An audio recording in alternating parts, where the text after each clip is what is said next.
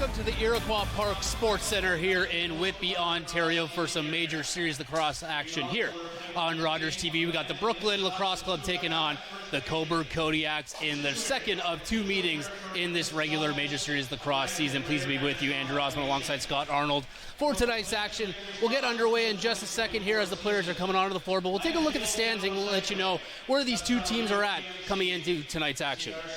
Yeah, and you can see right at the top, the Brooklin Lacrosse Club sitting with a record of 5-0 on the season. Six Nations, although undefeated, have played a couple less games, so they're back there in second spot. Last time these two teams met, though, as you see Cobourg in fifth spot, it was a 14-4 victory for the Brooklin Lacrosse Club. So Cobourg looking to not only climb up the standings a little bit, but also looking for some redemption in this game. And both these teams are coming in off of games against the Peterborough Lakers. For Brooklyn, it was a win. As for Cobourg, it was a loss, and they have not had a win since their first game of this season against the Brampton Excelsior. So they're going to look to get on track, not just today, but to kind of get their season back on track. Yeah, Cobourg started off the season with that win against Brampton, setting the tone right off the bat, and then unfortunately for them, a three-game losing skid since then. They've only scored 13 goals in those last three games. Last game, as you mentioned, a loss against the Peterborough Lakers, 9-3. Brooklyn, on the other hand, went into the Memorial Center. It was the home opener for the Lakers. 3,000 fans in attendance, and the Brooklyn Lacrosse Club sent those fans home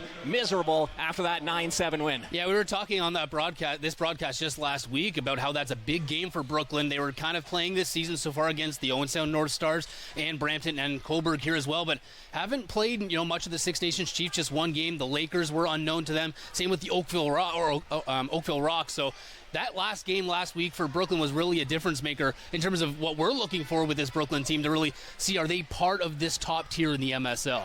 Yeah, they're one of the teams to beat for sure. The Chiefs are the team to chase. Yeah. Defending Man Cup champions, they're absolutely stacked on the roster. They could beat an NLL team right now with the depth that they have on there, but Brooklyn right up there, and it's their power play and their ball movement that's been especially spectacular this year for the Brooklyn Lacrosse Club. And you mentioned the Oakville Rock. Brampton's back in the league. They were back last year, but they had taken a hiatus for a couple years. Owen Sound in the league now, so 7 teams in the league, a reduced schedule, but everybody makes the playoffs this year. So you play everybody once at home, once away, and then come playoff time, whoever's sitting at the top of the standings, they're going to get a bye into that second round and a bit of a rest. The other teams are going to play it out in a best 3 out of 5 series. So the good news for everyone is, no matter where you fall in the standings, you're going to get a chance to go into that postseason dance. Yeah, and you talk a bit about, the offense side of the ball for the Brooklyn Lacrosse Club, but that's maybe been a bit of the challenge for Cobourg coming into tonight. Only a couple goals, only 3 goals in their last game, and only 4 in the previous matchup here against Brooklyn. So they're going to look to really turn the offense around, and not just the season but tonight. We'll see if they can do so here tonight before we get set for the national anthems here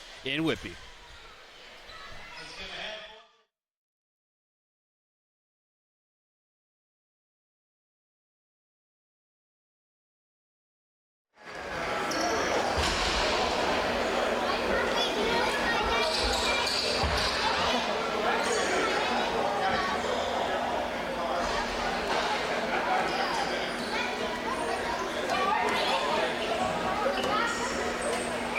Special presentation this evening, folks. On the night he would have celebrated his 60th birthday, we honor the memory of Brooklyn veteran legend Scott McMichael. The words tough defender, great on transition, and team leader are mentioned often when describing Scott. Brooklyn Redmond coaching legend Peter Weidhorn said there is little appreciation for how good Scott was at both ends of the floor. Despite his predominantly defensive role, he averaged close to a point a game. Throw junior and senior lacrosse. He added, with Scott on the floor as part of those Brooklyn teams, every player was 6 inches taller and 30 pounds heavier. He was an integral part of the strong Brooklyn teams that won Man Cups in 1988 and 1990. Scott was more than a great team player. He was the ultimate teammate and leader. A heart and soul player who was respected by all who wore the red sweater, and he always wore his with a tremendous pride. His love of the sport and giving back to young players is why we honor him on Minor Lacrosse Night. Please welcome Scott's son Ryan, wife Jacqueline, mother Donna, and sister Christine to tonight's ceremony.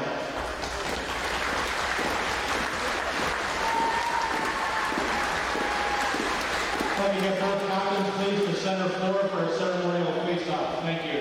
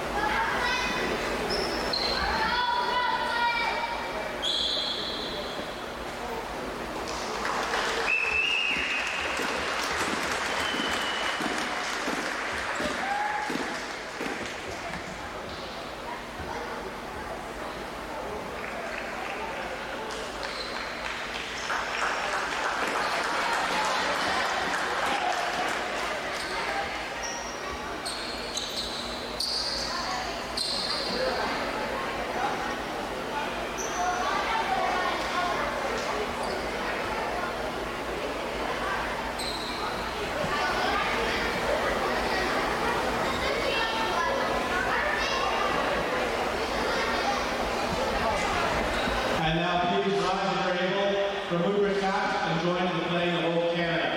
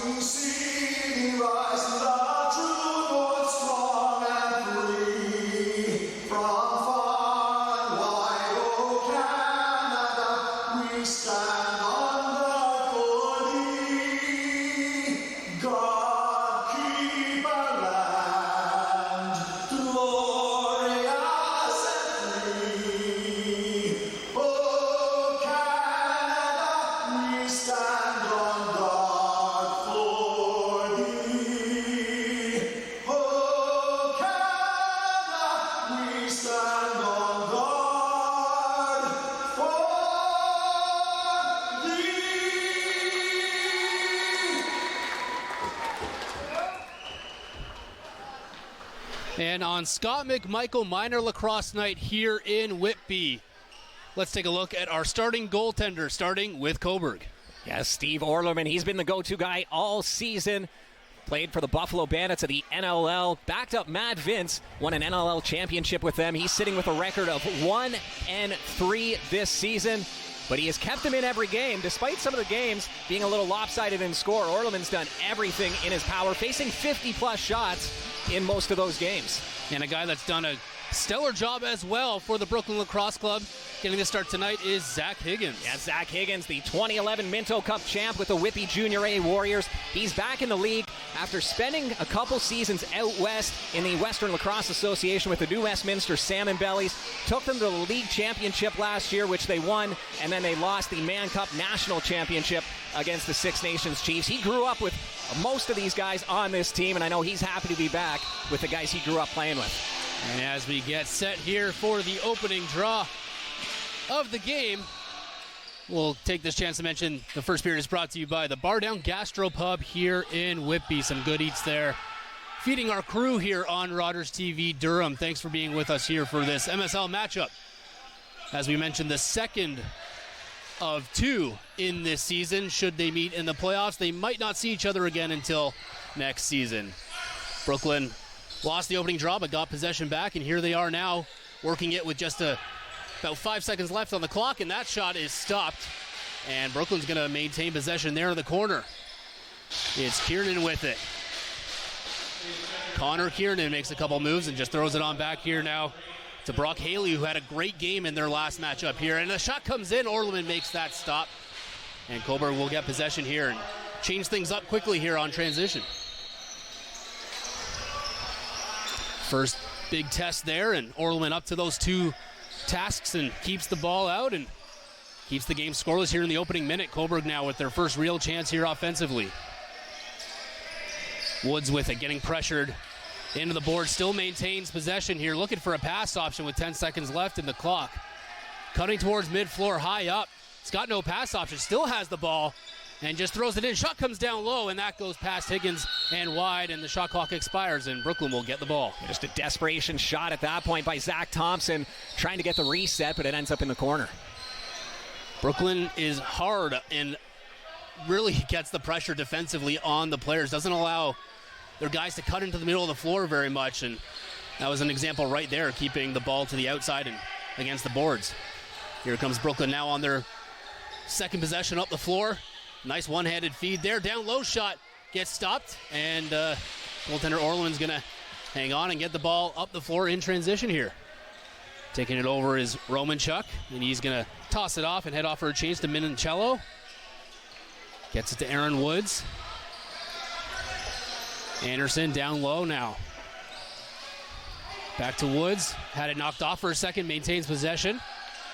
Looking for a pass, finds it. It's deflected actually by Brooklyn, and here they come in transition. A couple guys, 2-on-1 developing here for Brooklyn. Wagner with it, takes the shot, he scores!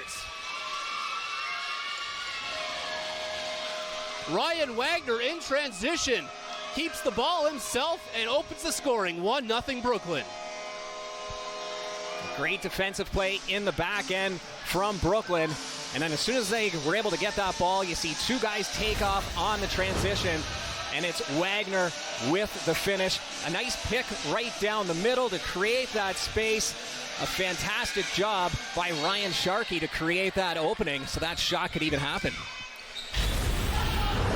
Yeah, a lot of the time it's the work off the ball that gets the job done, and that was an example there on the nice pick down low to open up the shooting lane and take advantage of that 2-on-1. Brooklyn once again with possession here, looking to go up 2-0 early. Far side now, looking to get a pass into the slot. They can't find it. Being met by some strong defending by Marinier. Keeps Brooklyn to the outside. And looking for a shot that's expired there as Sean Wesley couldn't get a shot off in time. And here we go in transition for Cobourg. The shot is stopped by Higgins, who gets his right arm on that one.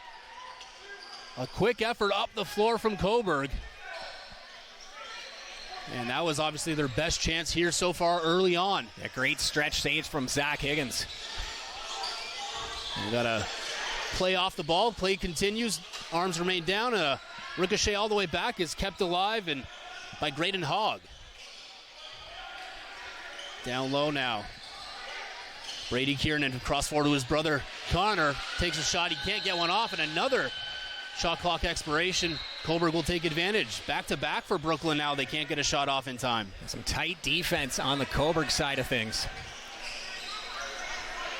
Here comes Cobourg now looking to tie this game up.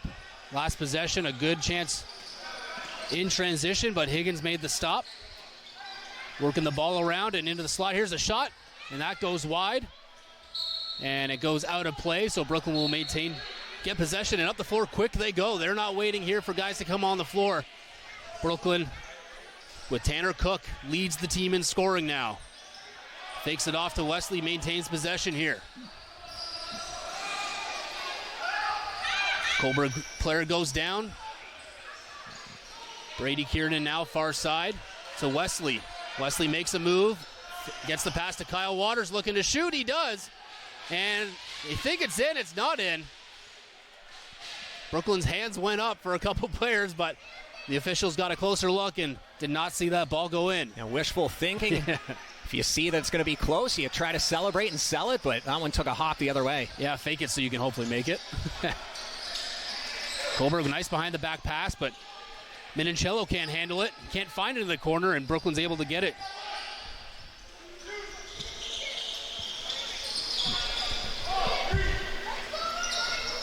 Brooklyn with some great ball movement on offense. One noticeable absence on their offense is going to be Austin Shanks. He didn't play in the other game against Cobourg as well, that 14-4 victory, but duty calls. He's a Toronto area firefighter. Yeah, we didn't see him last home game here for Brooklyn, but he did play the next day. He was in Peterborough. Yeah. On that 9-7 win. Cobourg up the floor now with plenty of time in the shot clock to work the ball around to get a good chance on net. There's David Anderson with the ball. He's met with a couple Brooklyn Lacrosse Club players and can't get through, so he dumps it off here in the slot. He can't find that pass. Woods has it now. Back to the point. Big shot in from Jacobs, and that's stopped by Zach Higgins. A good opportunity, Stone Jacobs. He had a good game against Brooklyn last time, a couple goals in that loss. He drives all the way from Montreal to get to all these games. That's some dedication, especially when you're all the way in Oakville or Six Nations. That's quite the trip. Oh, and sound too. Brooklyn now working to the middle of the floor, can't get through, dumps a pass off, and that escapes Connor Kiernan. And taking advantage as Cobourg up the floor. 2-on-2 developing here with Jacobs, who cuts to the middle of the floor and is met with a strong push from Jacob Hickey. Anderson with it now for Cobourg. Slips there for a second. He can't quite make the cut he wanted to, so he dumps it off now. Woods takes the shot. That's stopped. Rebounds out for the grabbing here. And getting it first is Cobourg, and then he loses it is Anderson, and Brooklyn trying to get the ball, and they do.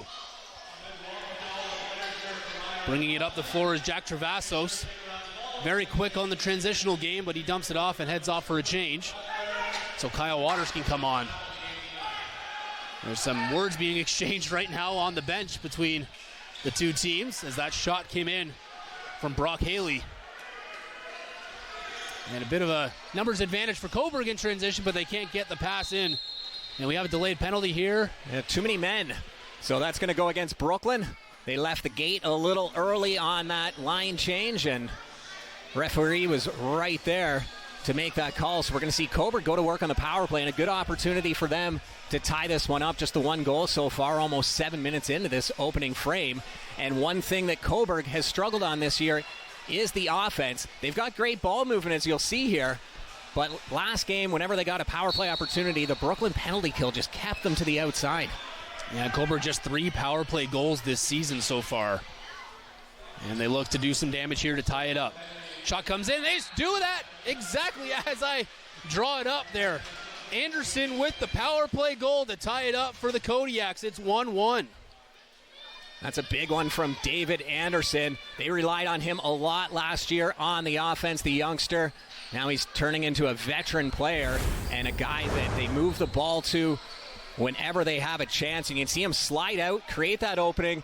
And you see the offense drawing 2 defenders in towards that middle. And Anderson just takes advantage of not only the space, but all that traffic in front of Higgins as well, and just unloads that cannon of a shot. That's exactly what I was going to say. Not only having the sense to say, look at all this floor I have and take advantage of it and get the shot off. Usually we see sometimes guys are quick to just react and say, I got a clear shooting lane, let me take it. But he got those extra 4 or 5 feet there to get himself closer and a better angle on net to beat Higgins. And they have possession once again here off that draw.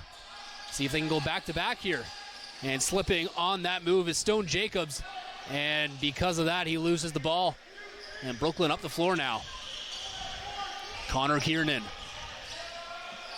cuts around one man, and he's met with Pulio. Doesn't want to challenge him, so gets the ball back to the point here. Near side work to Tanner Cook.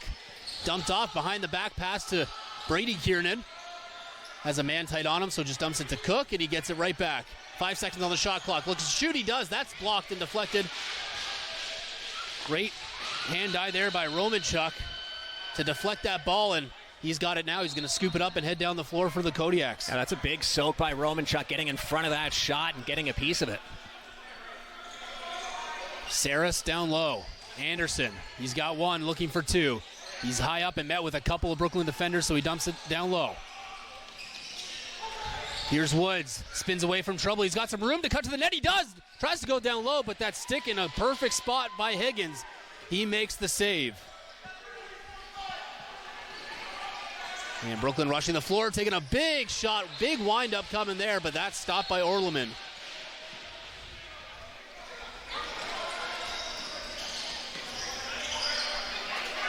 Cobourg sensing maybe a bit of momentum going their way right now. A good save there off the transition, and here they come with the shot, and that's blocked there by Ryan Wagner, who's got the lone goal for Brooklyn so far. Scooping up is Domini with 5 seconds left. Oh, that was a close one there as Saris almost bat that out of the air and on net, but it deflected out of play, so Brooklyn will get possession here and bring it across center floor before too late to Tanner Cook now. Hogg with it, takes the shot. Orleman right there, rebound for Cook. He bats it, but he stepped in the crease, and Cobourg will get the ball here. That was a good look from Hogg. He had a couple options on the far side, then all of a sudden the lane opened up, and he made the wise decision, took that shot, but Orleman closed the door. And with no Austin Shanks in the lineup, those are the games where Hogg takes advantage, so look for him to do some damage against the Kodiaks today. Woods getting hounded and pushed almost all the way back to mid-floor. And the ball will be there for over and back, and taking advantage now is Hossack,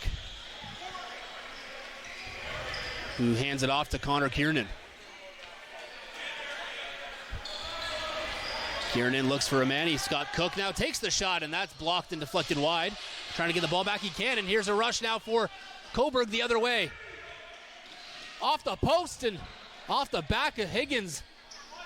And that one stays out as Romanchuk was in all alone on Zach Higgins, and he can't capitalize. A good opportunity for Romanchuk. He saw that loose ball, took off, but Higgins gets some help from the post on that save. And into the floor here. That's off the post as well. So back-to-back shots off the post keeps this game tied at 1. As we're just past the midway mark of this first period. Stone Jacobs can't handle that ball, and trying to go up the floor is Brooklyn. They can't get possession, so the Kodiaks still have it. Shot clock at 10. Into the middle. And Aaron Stick just hit a Cobourg player in the head, and here's an odd man rush the other way. Takes the shot. Stopped. Travasos on that shot is stopped by Orleman. Very quick pace here now. Back and forth the Kodiaks and Brooklyn go. As Woods is with it now. Dumps it off here to Hendricks coming off the bench. Gets the pass off and cuts to the middle. Shot there, stopped by Higgins. Rebound controlled by Chakowski. And he turns it over, and Cobourg's going to get the ball back now with a fresh shot clock. And just as we say that, Anderson and Saris come off the bench. Some fresh legs here offensively for Cobourg. But Hossack's doing a good job pushing his man all the way to the middle of the floor. Saris with a shot, and it's stopped by Higgins. He's going to hang on for that whistle and now scoop up that ball and get Brooklyn moving up the floor. Brock Haley. Udding pushing him to the boards. He gives up there, and pass comes down low here to Hogg. Hogg makes a move, spinning around. He slips, stumbles, gets the pass off, though, and then gets hit there and turns the ball over. Cobourg's with it now, has a man in the slot, elects to keep the ball for now. The Kodiaks looking to get a couple of offensive guys on the floor here. They're odd-numbered, and that shot up high is not going in the net there, and up the floor quick comes Brooklyn. The pace back and forth here really quickly. Not a lot going on in terms of the transitional game up the floor, just throwing the ball and getting their changes in. Just want to move it out of their own zone as quick as they can. Yeah, Brooklyn trying to take advantage. Both teams are trying to take advantage on the transition, but usually Brooklyn, we see them setting up more. And we got a delayed penalty call here as Tanner Cook was cutting to the net, and I guess he got held up there, and that's going to be the call. And we'll get a look at our first look at the Brooklyn power play that has been absolutely lethal this season in their first 6 games. They're going to take a timeout here, not just an official's timeout, so the goalies can have a drink of water. As Matt Marinier, 6'6", 235-pounder, will head to the penalty box, and this is where Brooklyn excels on the man advantage. Their power play has been arguably the best in the league. Just the ball movement they have, they're almost perfect every time they get that man advantage. Everybody's going to get a touch here. They're going to work it around the perimeter and just wait for that perfect opportunity. As you see that hold from Marinier.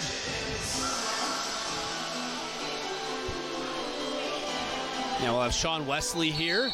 Curtis Knight not in the lineup for Brooklyn. He's usually the guy at the top of that power play. And you'll see, as Brooklyn likes to do, they take a couple seconds and then everybody moves in synchronization to try to open up a shooting lane. But as you mentioned there, Scott moving the ball around quick, and they do. And Wesley takes the shot. That's blocked. And they can't get the ball as Domini overran it. And Tanner Cook has it now for Brooklyn. Takes the shot, and that's stopped. Orleman's going to look for an open man and finds one, and Anderson coming off the bench here. Smart move by Anderson, pulling back and killing a bit of this clock here. It was 1-on-3 battle, and he knew the odds were against him there. Cutting to the net now, and a shot is knocked off his stick, and Brooklyn's going to come away with it now and have another chance here on their power play. They did not score, Brooklyn did, a power play goal in their last game against Peterborough. They allowed 2, and that shot comes in and beats goaltender Orleman. Kyle Waters gets on the board for his second goal of the season. He scored the first goal of the year for Brooklyn, and he scores his second right now on the power play. Brooklyn getting the offense from some of their unsung heroes. Guys who are very effective, but we don't see them find the back of the net too often. And you see the big shot there from Waters. If there's a lane, you got to take it. And he's got confidence in that shot. And when somebody shows you an opening and you're Kyle Waters, you got to shoot it. And that's the league-leading 21st power play of the game, or of the season, I should say, for any team, the 21st for Brooklyn, as we have a delayed penalty coming up now to the Brooklyn Lacrosse Club. The extra attacker is on for Cobourg. They're just having some trouble getting the ball. Off the boards here with 3 seconds left, looking to shoot it, and they pass it off, and that will be it. But they will get possession here as heading off for the penalty. Looks like it's going to be Mike Byrne. That will serve 2 minutes or less here. The second power play chance for Cobourg coming up. They were successful the first time around. It's going to be a holding call, and so Cobourg going to work on the man advantage again. The last 2 goals in this game coming on the power play. And we'll see what play Cobourg has worked up here. Saris is going to quarterback things at the top. Cobourg underway here with Anderson and Saris. Saris with it now. Some movement now from Cobourg's side of things, opening the lane here. Coming in. Saris with the shot. Did not say that got on net. Must have been blocked, and it's picked up, though. 10 seconds left on the clock, shot clock here for Cobourg. Taking the shot. That's wide off the glass. Rebound now. Controlled. Back to Saris at the point. He looks to shoot. Fakes it. Takes the shot now. That's stopped by Higgins, who looks to move it up the floor quickly here for Brooklyn. Another great save by Higgins. Kicking that leg out. You'll see him make a lot of those left leg saves. Kind of hockey-style goaltender with his acrobatics. Yeah, very athletic in net there. There's some goaltenders that are very positional and ones that are very athletic and acrobatic, and Higgins might be a bit more in the latter. Not to say he's out of position, but just those are the kind of saves he likes to make. Shot there off the side of the net, so Cobourg's going to scoop that one up and move on down the floor for another chance here on the power play that has 56 seconds remaining in it.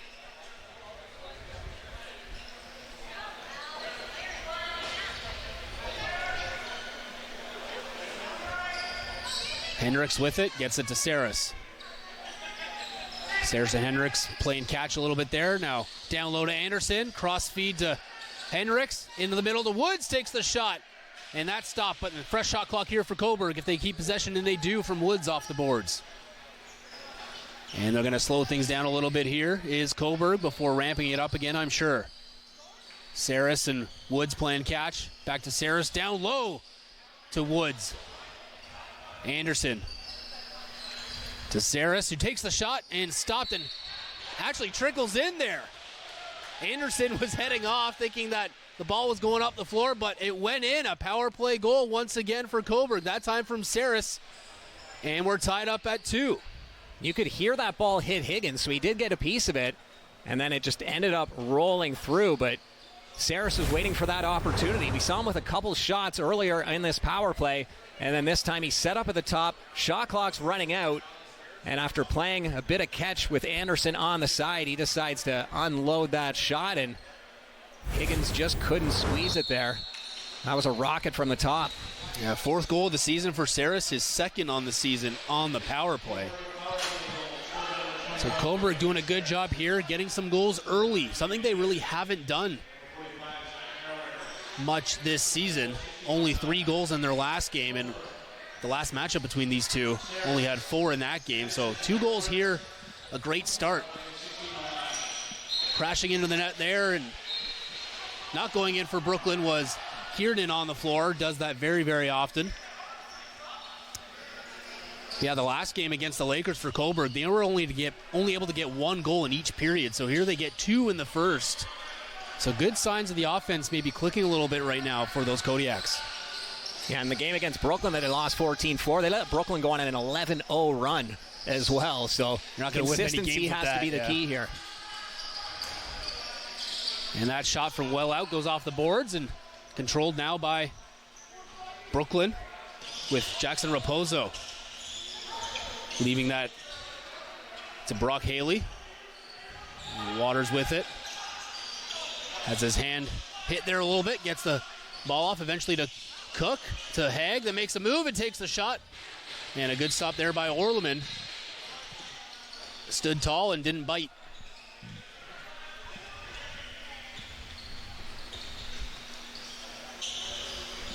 Cobourg looking to get their first lead of the game. They've tied it up twice and only been down as many as one here in this tied 2-2 game here as we approach 2 minutes left in the first. Big shot there from Anderson. That gets blocked. Higgins gets it, but it was blocked by a Brooklyn defender. And here we go, a bit of a 2-on-2 now. And the shot goes wide. Here's the rebound off the boards, controlled by Ryan Wagner. Wagner back to Connor Kiernan. Kiernan's going to slow things down a little bit and let Tanner Cook and Kyle Waters come on. And a shot around by Haley goes off the post. Or Luke Keenan, rather. That'll be good enough for the reset here with a minute and a half left to go. And Brooklyn looking to restore that one-goal lead. And Brady Kiernan just making sure that they did have the refresh shot clock before having to rush it up the floor. Trying to one-hand that pass was Luke Keenan. It gets blocked, but they get the ball back. We're going to get a penalty here to Tanner Cook. And coming in was Ethan Riggs to take exception to that. And Cook's going to get the call here, and I believe that's going to be the only penalty. I think he's going to get a double. Looks like he got teed up for unsportsmanlike right after, so he'll have the original penalty, and then whatever was said to the referee after. I believe this will be a 4 when all is said and done. Referee hasn't gone over to make the official call as of yet, but there's the illegal cross-check, and then unsportsmanlike to follow. So a double minor. One of the top, well, their top producing offensive guy so far this season. So we'll see what they put on. Yep, so it's going to be a double minor, so 4 minutes on the board there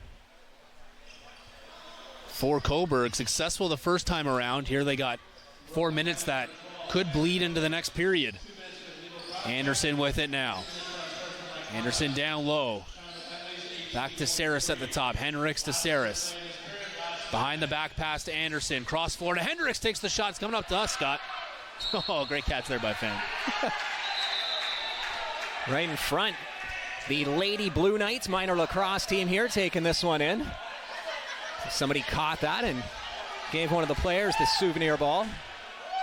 You can hear some cheers from Yeah, they're still celebrating. That was a one-handed grab. Oh, we got that. Yeah. Fans are asking us if we got it. We got it on TV. Don't worry, we got your catch. And Kiernan did a great job there to not go over and back as he was being pestered there by Saris, who now heads off to change. 30 seconds left here in the first, 10 left in the shot clock. Making a move there, Brock Haley to the net. And he gets taken down, and now he's dragged out of the crease, and getting a penalty for that is going to be... And Marinier is going to get the penalty, and he's going to get teed up as well. So this is going to wipe out the remaining 3:03 of the Cook penalty. Marinier still arguing. But he's just so strong. With just one hand, he just grabbed that body right out of the crease. And then whatever was said to the referee after cost him the extra 2. So we're going to see some 4-on-4 lacrosse.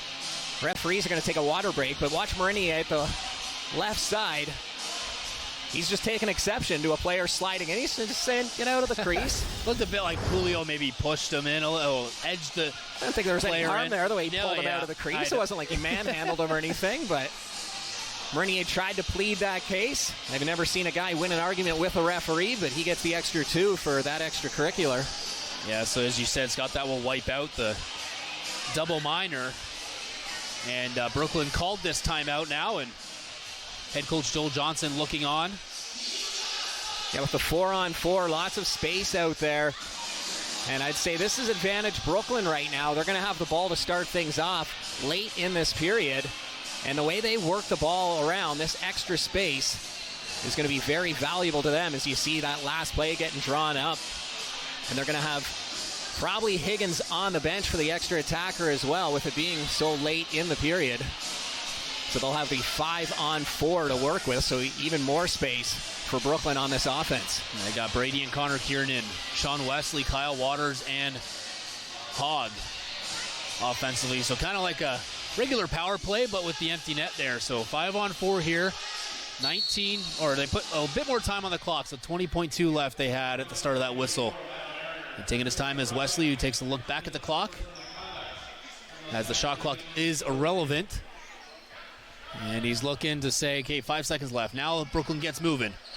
Kiernan into Waters in the middle, and that's intercepted. There's an empty net up the floor if they can get it. And they can't get the shot off in time for Cobourg.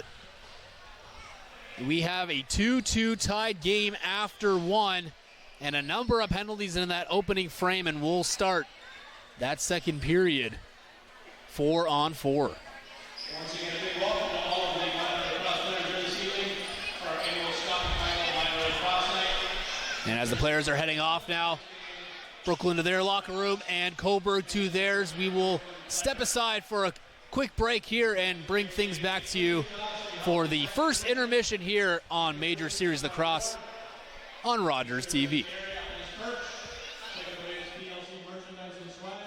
He's also got refreshments up there to stay cool.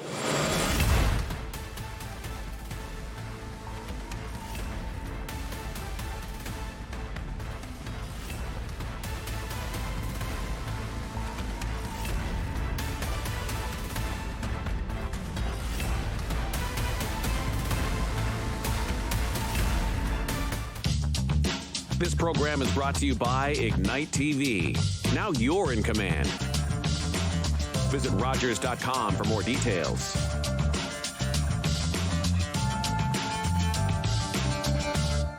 Rising from the ashes, spreading my wings wide. No more holding back, I've got nothing to hide. If you cross me once, you will feel my thunder shower. So don't mess with me, 'cause I've got the power.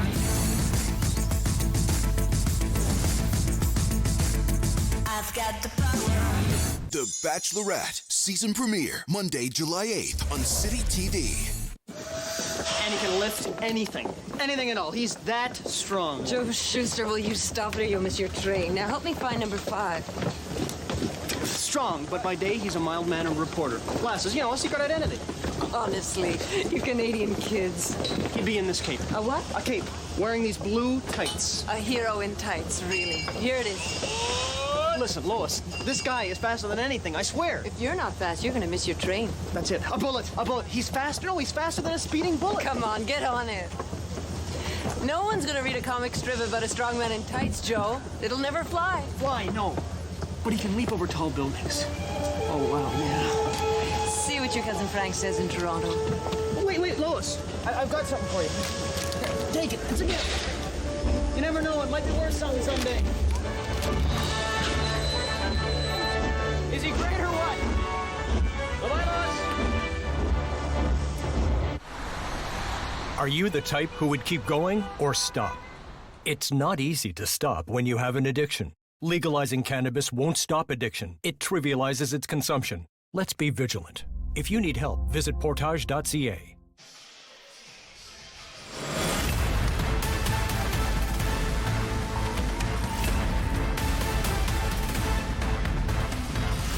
All tied up at 2 after the first period of play here between the Brooklyn Lacrosse Club and the Cobourg Kodiaks here on Major Series Lacrosse on Rogers TV. Thanks for being back with us here. Andrew Osmond along Scott Arnold here for the first intermission. Now, Scott, that first period, both ways, both teams getting 2 goals, both able to capitalize on the power play. Cobourg, a couple on the power play, something we haven't maybe seen that often so far this season for them. Yeah, that's a big positive for the Kodiaks. They got to be in the dressing room happy with that offensive performance. I think Brooklyn on the other side, they're looking to improve in the next 20 minutes. That wasn't their best period of lacrosse, but an even game. If you're a fan, 2-2, 15 shots apiece, couple power plays, and I think it had everything you would want as somebody spectating. But if you're the Brooklyn Lacrosse Club, I think you're in there regrouping, and we're going to see a different team coming out maybe a little bit harder. They were trying to transition a lot. They were really rushing up floor, but that's not their game. The ball movement is their game, and I think we're going to see them get back to that in this second period. It's going to be 4-on-4 to start with, so lots of space out there for them to work that ball around. Yeah, 4-4 for quite a bit of time there, as just before the end of that first period there,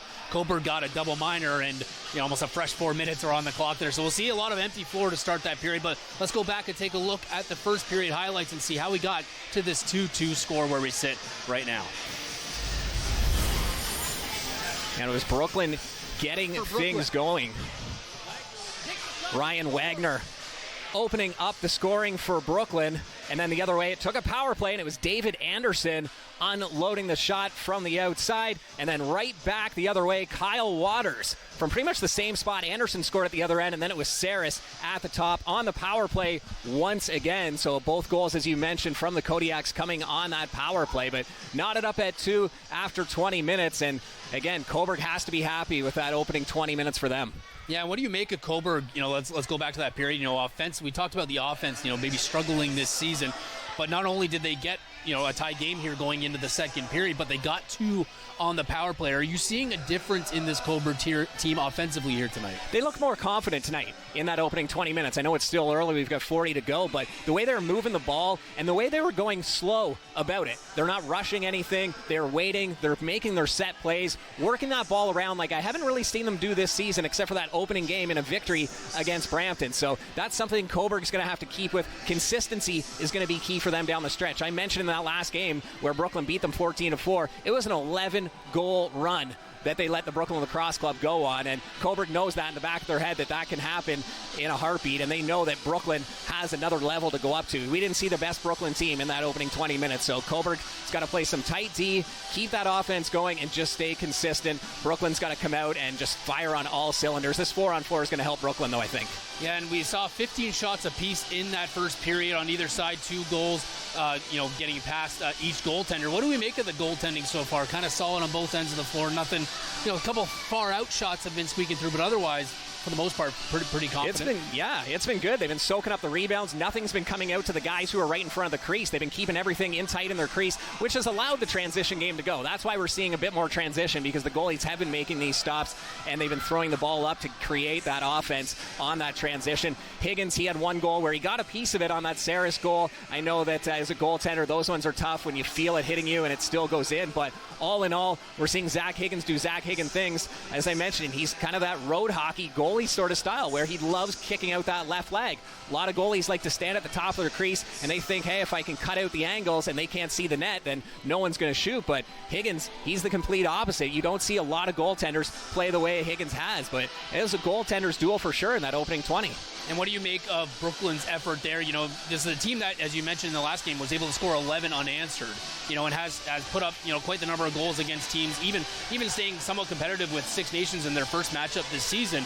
They only get 2 here in that period, and 1 came on the power play. What do you make of their game here offensively so far tonight? Their offense looks hesitant to me, and we're not seeing the same confident Brooklyn Lacrosse Club. On that power play, we saw some great ball movement. That's what we're used to when Brooklyn has the ball. They like to get everybody getting a touch, but we didn't really see that in the opening 20 minutes. We saw guys who were hanging on to the ball for almost the entire 30 before making 1 pass and getting the shot off, but that's not Brooklyn Lacrosse. We're used to seeing them get everybody involved on the offense, and I think they're going to be in the dressing room right now knowing that wasn't their best opening 20. Their offense is so much stronger than what we saw in that first period. Yeah, well, Brooklyn does come back into that period and has come back in other periods and really bounce back, change the way they play. We'll see if they do so, but we'll also see if Cobourg can kind of stand that attack and stay competitive in this game. We'll have the second period for you guys coming up shortly here. It's the Major Series Lacrosse on RogersTV.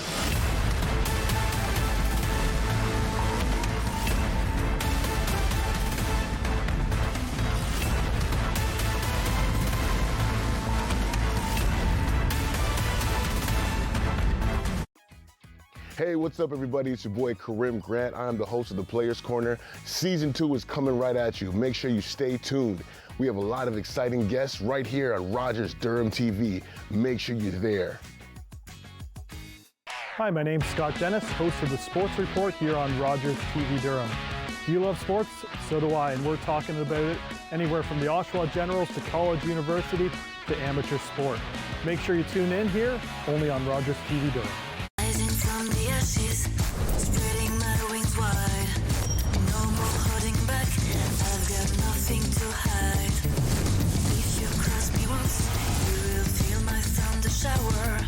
So don't mess with me, 'cause I've got the power.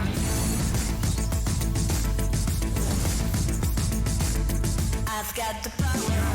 The Bachelorette season premiere Monday, July 8th on City TV. After a night out with your friends, not having a plan for a safe ride home can leave you in a bad spot. You could end up riding in a police car, an ambulance, or a hearse. These unplanned modes of transportation can be a costly choice and do not take you home. Your plan could include a designated driver, a taxi, or public transit. Drink responsibly, choose your ride, and have a plan for a safe ride home. Visit ArriveAlive.org to find out more. I'm Anna Hook, host of Inside Durham, Durham Region's only lifestyle show. Join us Mondays at 2 p.m. We have great guests, great information, and we always have some fun. Only here on Rogers TV Durham. I'm Deborah Hutchison, host of Talk Politics. Join us as we speak with your elected officials at the municipal, provincial, and federal levels about the issues that matter to you most. That's Talk Politics right here on Rogers TV.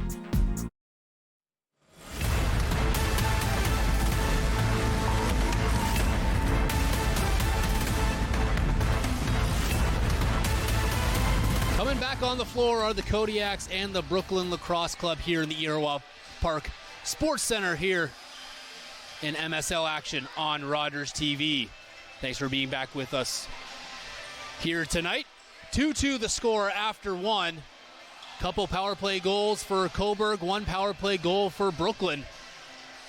Goals coming from Ryan Wagner and Kyle Waters for Brooklyn, and David Anderson and Braden Saris for the Kodiaks in this tight and close game so far after the first period, Scott.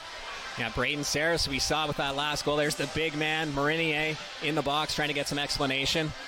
Saris, fresh off a nice season with Princeton, and he's got some athletics in the bloodline. His sister Maddie plays volleyball at Indiana University and is a member of the Canadian junior national team as well, so lots of talent in that family as we take a look at some more talent. Making some big saves in that first period. 13 of the 15 shots he faced. Zach Higgins. And as you were saying, Scott, in the last game between these two teams, there was an 11-0 run for Brooklyn, and a lot of that came in that second period, which was a 7-1 scoring period for Brooklyn. Yeah, the game started off 2-0 Cobourg, and then it was an 11-goal unanswered. 4 of them in the first, 7 of them in that second period, and then they added another 3 in the third. Well, Cobourg's going to look to get the lead in this game, and their first lead since those 2 goals against Brooklyn here, as we are set for period number 2, brought to you by Bar Down Gastropub here in Whitby. With Kiernan getting it low in there to Waters. Rebound here, almost controlled by Hogg, but it goes the way of the Kodiaks as Nishimura comes up the floor and now heads off after bringing it up the floor. Saris down low. He's making a strong pick on a player there, and that shot from Anderson goes off the crossbar. And we're going to get a fresh reset shot clock here for the Kodiaks as we're still 4-on-4 for at least 2 minutes. And there will be an abbreviated power play for Brooklyn. So a lot of floor here for Cobourg to work with. Being challenged hard, and coming in is Matt Hosek to knock away the ball and get possession, and now moving it up the floor to Brady Kiernan. That was a big play on the back end from Brooklyn to get that ball. Kiernan here now off to Haley, down low to Wesley. Wesley look in the middle, he finds him, but Luke Keenan unable to get the ball. Brady Kiernan hit against the boards, he knocks it back to Keenan, who gets it to Haley, takes the shot, that's stopped by Orleman. He's gonna lob it up the floor now to Domini, or Romanchuk rather.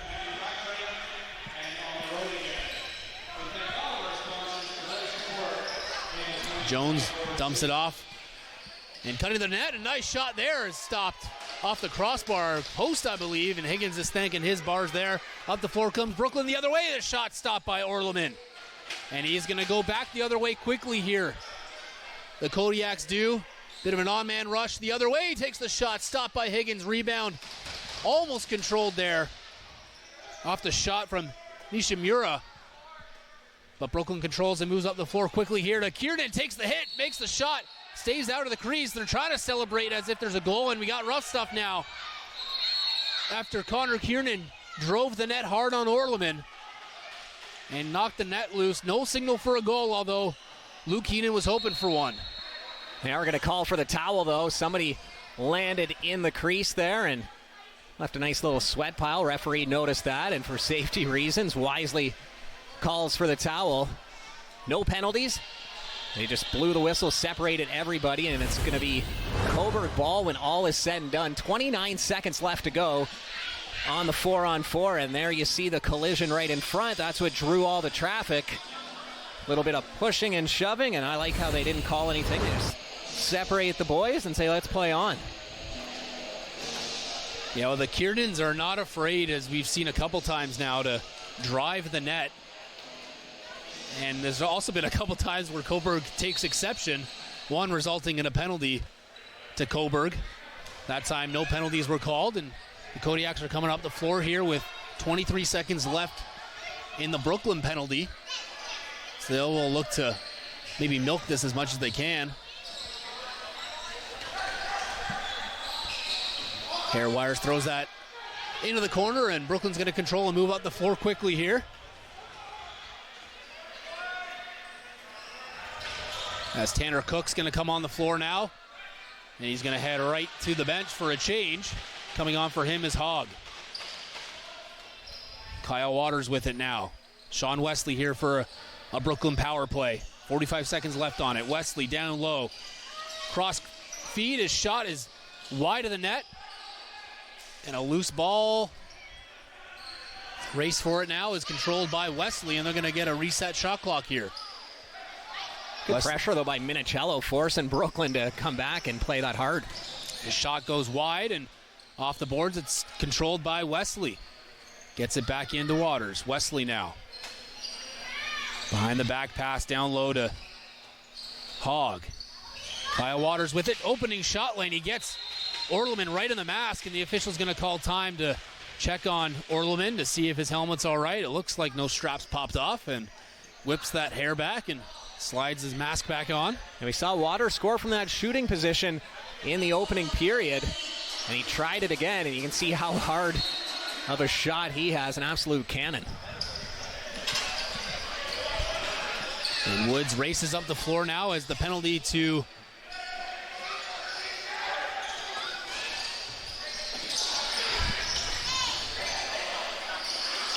Brooklyn gets the ball back. Penalty is expired now, and we're back to 5-on-5 lacrosse. It's been a while since we've seen this. About 2 minutes or so left in the first period was the last time we were 5-on-5. And here comes Brooklyn now. Can't get the passes. Brady Kiernan. And Orleman's going to scoop up that loose ball and get it up the floor. Marinier.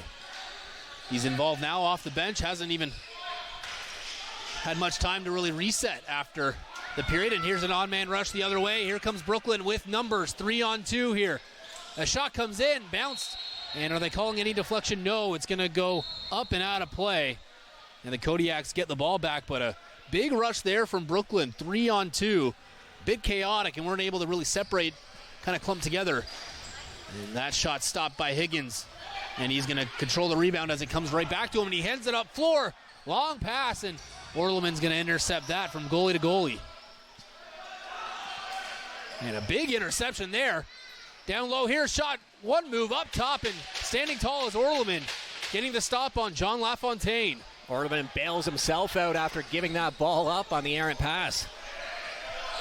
And the pace has continued to be quick.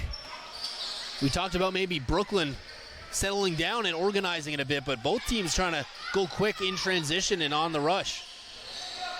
And that pass eludes Cobourg, and with 9 seconds left, Brooklyn's just going to pressure the ball carrier there and force an expiration or scoop the ball up like they just did, and now they move up the floor.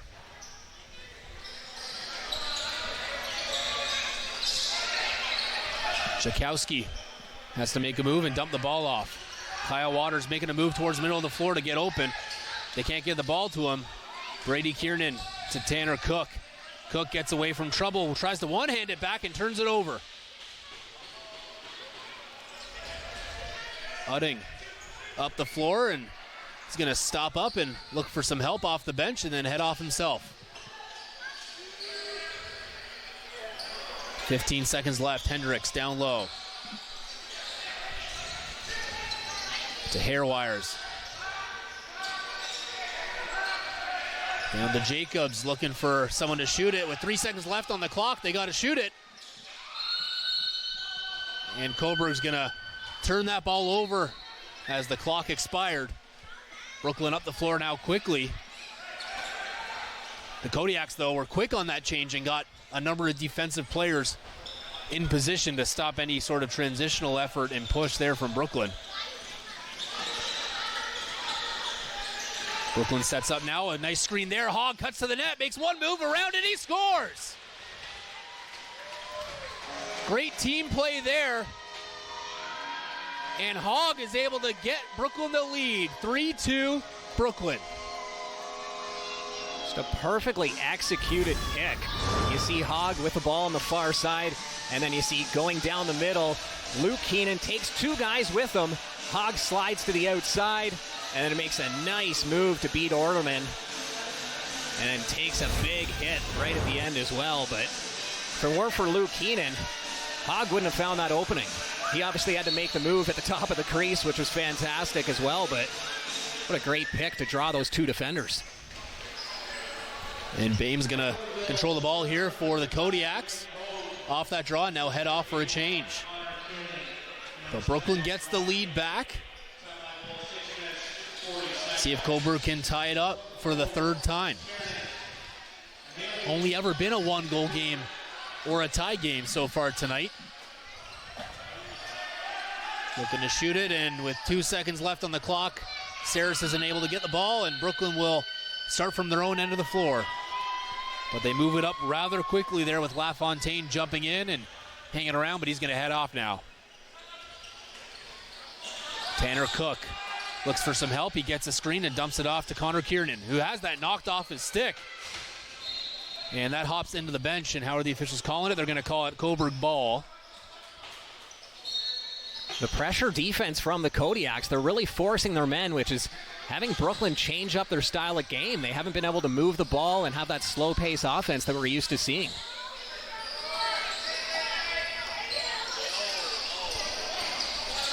Hairwires dumps it off now down low. Takes the shot as Anderson, and that ricochets out of play and back into play, but because it went out of play, we'll get a stoppage for a second here as Zach Higgins moves it up the floor to Keenan Cook, who dumps it off to Kiernan, who gets it down low now.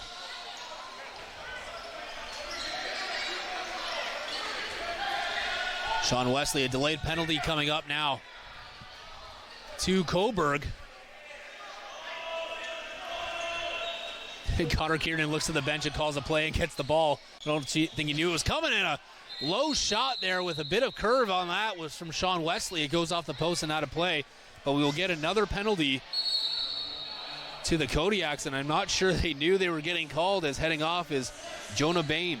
An illegal cross-check, which was right at the top of the crease, right in the middle of everything. Bame just got on his man a little too hard, and you can see it wasn't the whack, it was the check right after on the backside. The referee in the corner's arm went up right away to make that call. So an opportunity for Brooklyn to extend their lead, hanging on to the 3-2 lead right now, almost at the halfway mark of this second period. And Orleman just head to the bench for a bit of equipment adjusting and a bit of water. So that's what this delay here is before resuming for the power play. But Connor Kiernan was the one that took that hack in the cross check, and you know without a doubt he'll be on the floor here for the power play.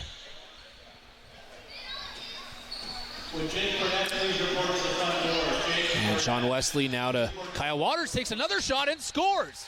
Very similar to his first goal in this game, again on the power play. And Brooklyn scores quickly in that and makes it 4-2. Just 11 seconds into the man advantage. And Waters, who's had the hot hand, they've allowed him to unload that cannon of a shot several times. We saw it hit Orlerman in the mask just a couple shifts ago, and this time he moves that shot over to the side and picks that corner inside the post.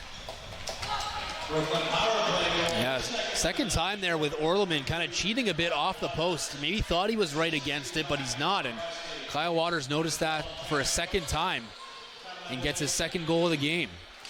Connor Kiernan with it now, being pressured from behind, takes the shot, and that's stopped by Orleman. Kodiak's up the floor, looking to get back within one. 4-2 Brooklyn.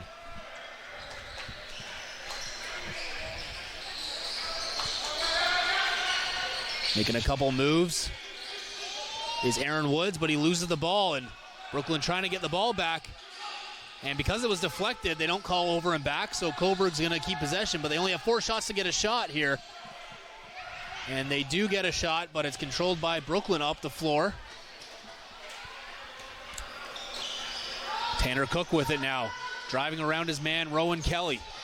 Can't get by him. Good job by Kelly to stay with him. Shot comes in low onto Orleman, makes the stop. Rebound up for grabs there. Taking a big hack was Cook. He couldn't get it, but his teammate scoops in. Hogg's going to gather it and drop it off to Connor Kiernan.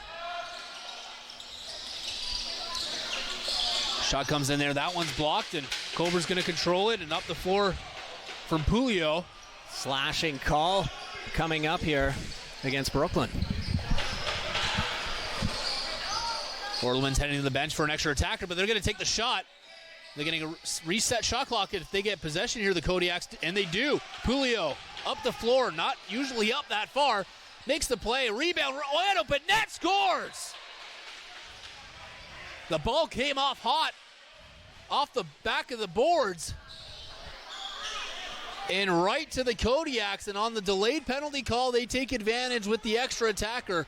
With Higgins down and out, they get it to 4-3. Stone Jacobs, he read that perfectly. He just waited, took a nasty hop off the back wall, and Jacobs was just waiting right there.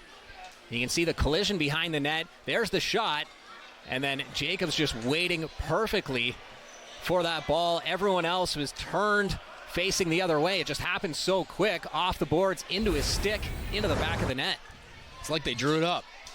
It seemed like a set play for sure, but just some lacrosse smarts by Stone Jacobs. And a loose ball there, picked up by Hossack and dropped off and scores just like that. Brooklyn answers and makes it 5-3 right off the draw. Hossack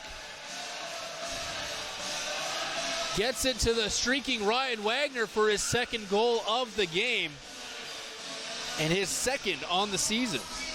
That's how important faceoffs are in getting possession, not allowing the Kodiaks to gain any momentum from that goal. Brooklyn wins the ensuing faceoff, takes possession right away, and a nice dish right at the top of the crease, and Wagner doing a good job staying out of the crease to bury that. 2 goals Wagner, 2 goals Waters, and then the signal from Hogg.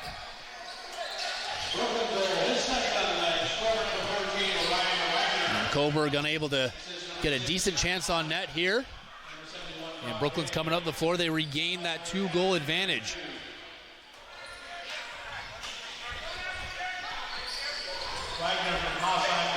Just 8 seconds apart were those goals. Can't happen much quicker than that. I don't know if I could run from middle of the floor to the end of the floor in 8 seconds, but they can for sure. Here comes Kodiaks trying to take advantage off the rush, and Brooklyn doing a good job here to slow them up and negate any transitional goal, and they do a better job to actually get the ball back here. Moving it up the floor and across the timeline is Mike Byrne.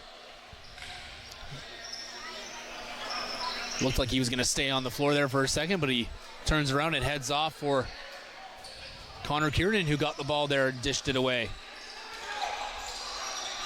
Brock Haley, far side. Into the middle of the floor to Kiernan. He can't get a shot off. Controlled by the Kodiaks. And being pressured now is Domini. He's got to get it up the floor. Did so. And gets a friendly bounce. And goes right to Kelly. Rowan Kelly looking for a man. He finds it in hair wires and cuts to the net. Stopped by Higgins. Bouncing ball controlled. And now at the floor by Brooklyn, they move quickly with Hickey.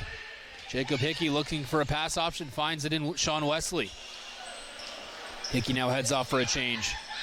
Tanner Cook hops on. Wesley still with it. Has the support there from Haley. Takes a shot down low, stopped by Orleman. Rebound controlled by Kyle Waters. Looks to the middle of the floor in the slot. Can't control it is Brady Kiernan, but Wesley's able to control it now with 20 seconds on a shot clock here for a second chance on this rush. Cook one-hands it into the slot. Escapes a couple of players and controlled by Wesley. Wesley cuts to the middle. Takes the shot, stopped easily by Orleman. He saw that the whole way. Long lead pass from Orleman is not controlled there as rushing was Romanchuk. So Brooklyn once again, some tired defenders now for the Kodiaks. Sticking up high. And a shot down low from Tanner Cook. Squeaks by Orleman. 6-3 Brooklyn. Tanner Cook in beast mode. He just bulldozed over the defender. Went in. Found the back of the net. Pushes off another defender after the goal. He is fired up. He had that double minor a little earlier, and you know he's glad to be back on the floor after that one. He wasn't too happy with that penalty, but here's how a guy like that regroups. Right through the defender. Nice underhand shot, and pushes the other defender away just for good measure. And Brooklyn controls this draw. Last time they won a draw, they went up and scored within 8 seconds. This time it's taking a bit longer. And that shot is stopped. Loose ball. Kiernan against Ellerton for it. And it's finally scooped up by the Kodiaks, and they move up the floor quickly here. They look to have number advantage here. 3-on-1 here if they take advantage. Higgins makes the first stop. Second he does as well. As Pulio had a couple of chances there, point blank, Higgins stands tall. Domini from deep, and that shot misses and glances off the back of the net, controlled by the Kodiaks. Here they go with a bit of pressure, but that ball kicks up into the air and is controlled now by Brooklyn. They move up the floor, but Kodiaks are quick to change and get some defenders on there. That's what you want from your goaltender. Big saves like that. Higgins, we talked about rebounds. This time one came out and was able to make the second stop. Shot by Hogg is stopped. And backup goaltender Brown is applauding that.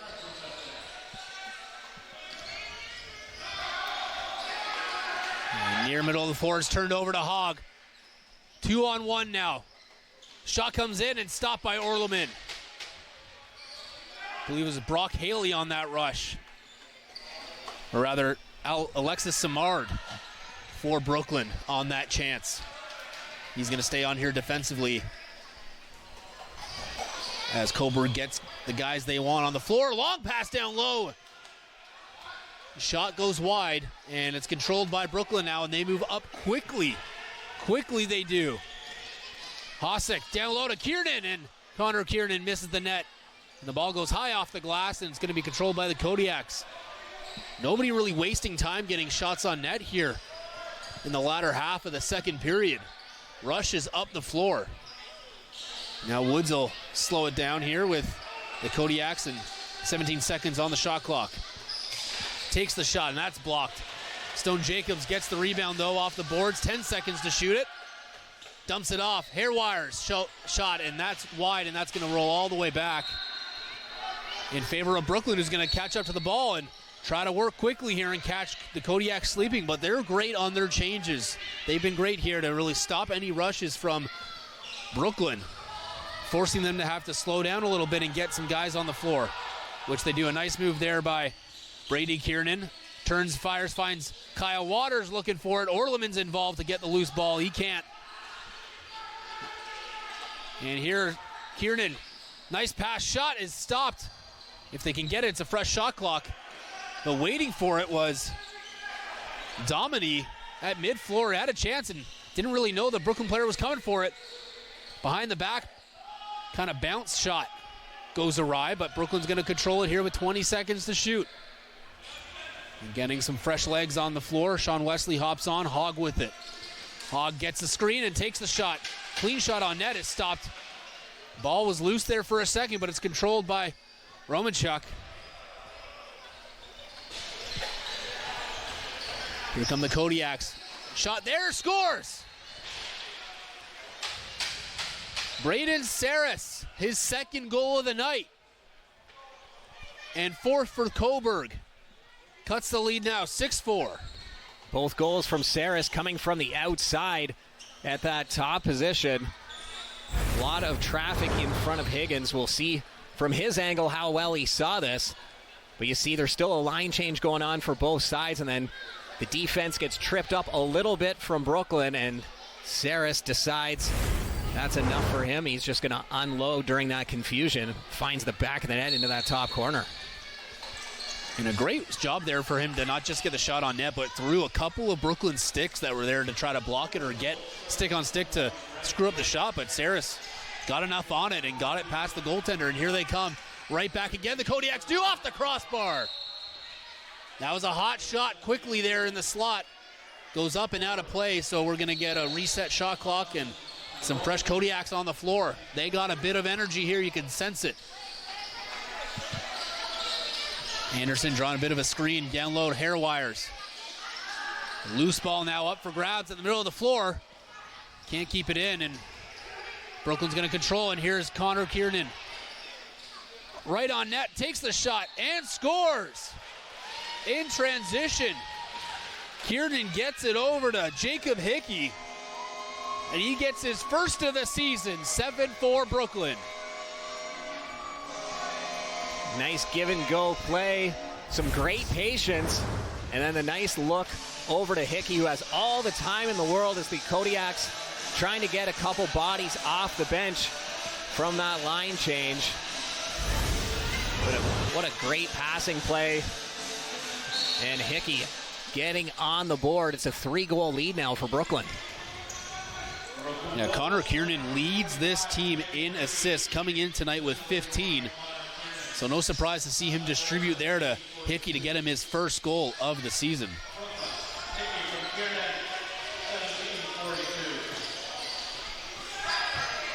Cobourg trying to bounce back yet again.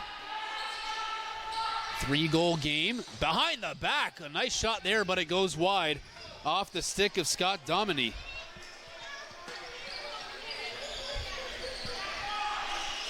Here comes Brooklyn. Down low, that shot is stopped by Orleman, controlled by Connor Kiernan. He looks to pass it off to Kyle Waters, who didn't get it. It's intercepted the other way now from Ellerton. Ellerton takes a couple whacks, still has it. Runs all the way to the near side. Goes from coast to coast and drops it off to Pulio, who eventually now down low for the Kodiaks. Big pick there. Shot comes in. It's deflected out of play. And it was actually stick on stick, so the shot went right out of play, and Brooklyn's going to get possession. 7-4 Brooklyn here with 1 minute to go in the second. A quick-paced game here. Brooklyn looking to get one more if they can on this possession. Sean Wesley has Kyle Waters do a bit of damage in the middle of the floor there for him. Chaotic here for the Kodiaks as they scramble, and they're going to get a benefit here as the ball will bounce out of play. And with 41 seconds left in the period, they will work it here, and maybe their last possession of this period for the Kodiaks, looking to do damage on it. It's Woods with it. Down low. Thompson dumping it off. Saris. Thompson able to get it, knocked off his stick, and here comes Brooklyn the other way. They have some numbers here in transition, but Kyle Waters off the bench says slow it down. And coming to the bench is Higgins for an extra attacker with 6 seconds left. The extra attacker for Brooklyn is out there, and a loose ball nearly taken away. It was taken away, and Dominy was unable to get the ball as it hopped away from him, but he nearly had it in an empty net. Nonetheless, though, we end the second period 7-4 for Brooklyn. Cobourg able to get 2 goals once again in that period, just like the first, Scott. Yeah, and then a 5-goal explosion on the offense from the Brooklyn Lacrosse Club. Better period for them offensively. Face-offs were key in that. Anytime they scored, they were able to win the draw, keep the momentum on their side. We saw that quick goal 8 seconds after the Kodiaks scored, which sunk any momentum the Kodiaks were trying to get as well. Saw much more 5-on-5 in that period compared to the first, and it worked out more in favor of the Brooklyn Lacrosse Club, who have a 7-4 lead after 2. We'll be back with your second intermission here on Major Series Lacrosse on Rogers TV.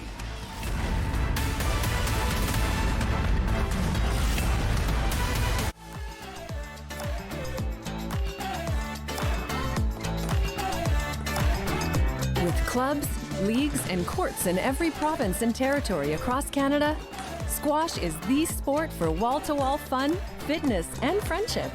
From coast to coast to coast. Learn to play and you'll want to do it every day. Squash. Play inside the box. Rising from the ashes, spreading my wings wide. No more holding back, I've got nothing to hide. If you cross me once, you will feel my thunder shower. So don't mess with me, 'cause I've got the power.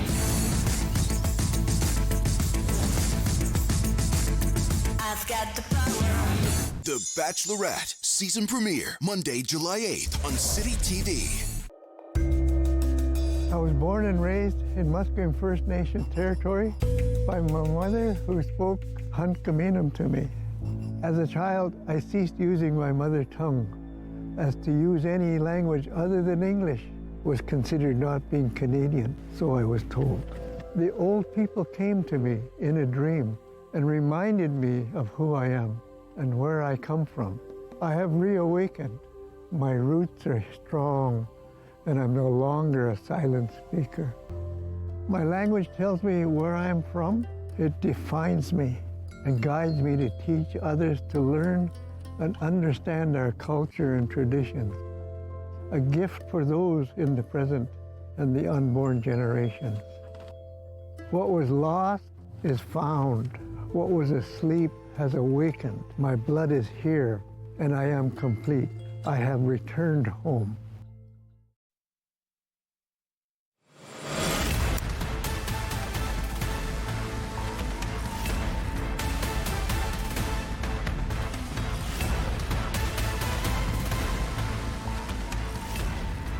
A 7-4 lead for the Brooklyn Lacrosse Club over the Cobourg Kodiaks after 40 minutes of play here on Rogers TV. Thanks for being back with us. Andrew Osmond, Scott Arnold along for the ride with you guys.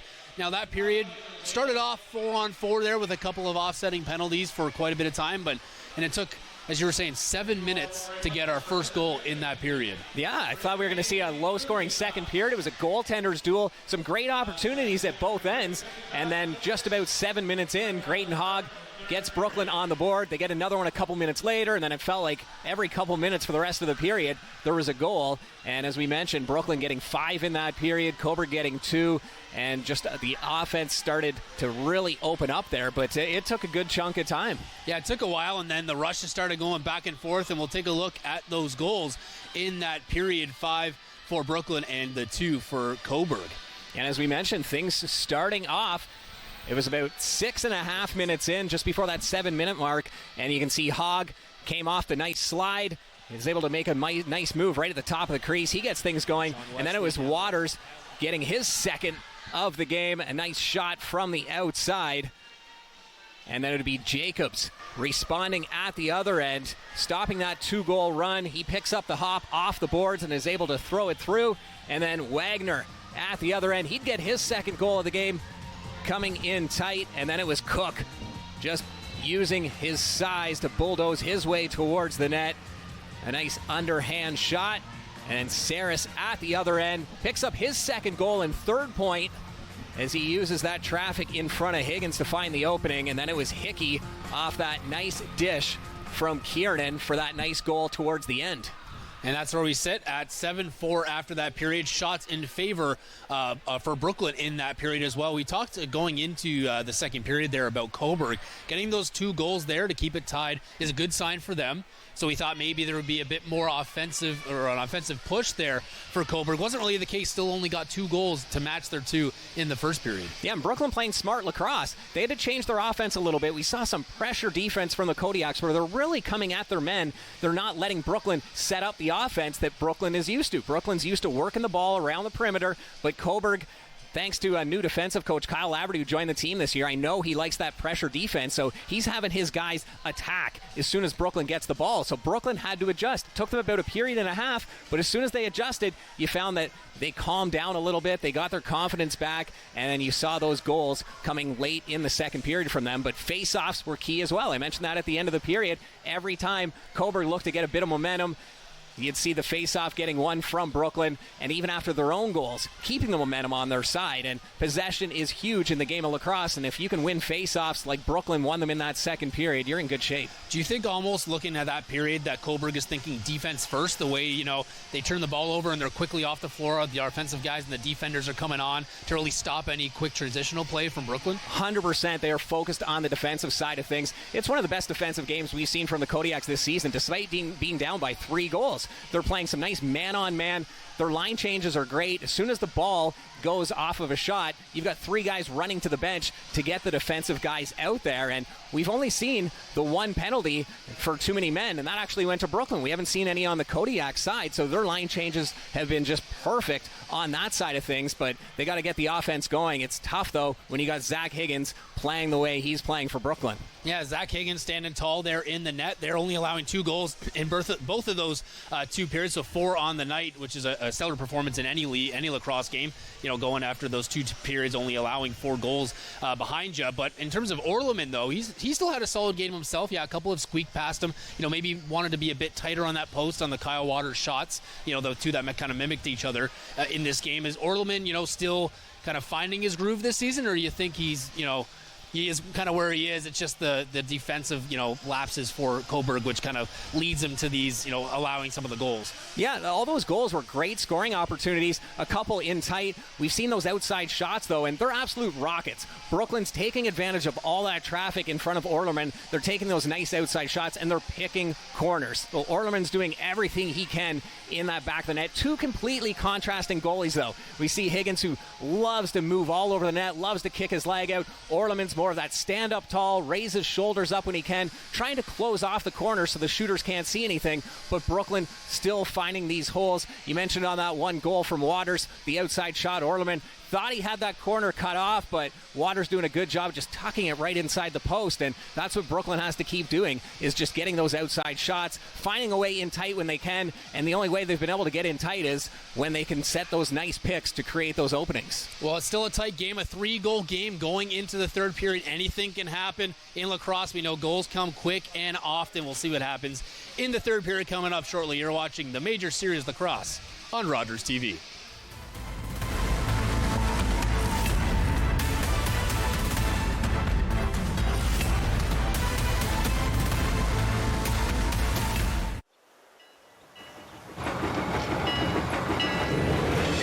To the rafters in the Edmonton Arena. Everyone is feeling the pressure on the Grabs as they await the American champs. Here's the Cleveland favorite Knits now, and boy, do they look impressive. Look at their uniforms. I bet you could sure run in smart shirts like those. Not that. Look, world champs, my eye. Grads, we don't play for glory. We play the game for the game's sake. So tonight, you're going to earn that title by playing your game. Teamwork, passing. Let's show them what it means to play the Grads.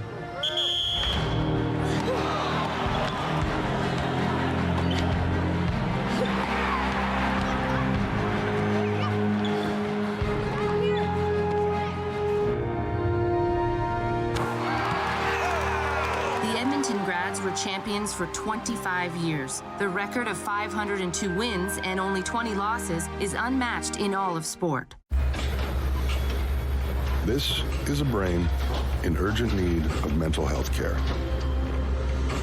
But because 3 out of every 4 Indigenous people experience racism in healthcare, she may not get the help she needs.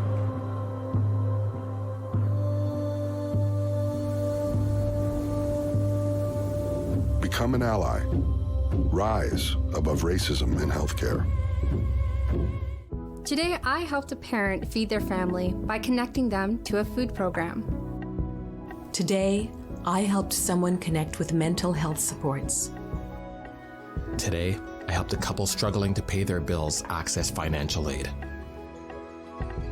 Every day, 211 navigators connect Canadians to critical government and community programs and services. 211. Help starts here.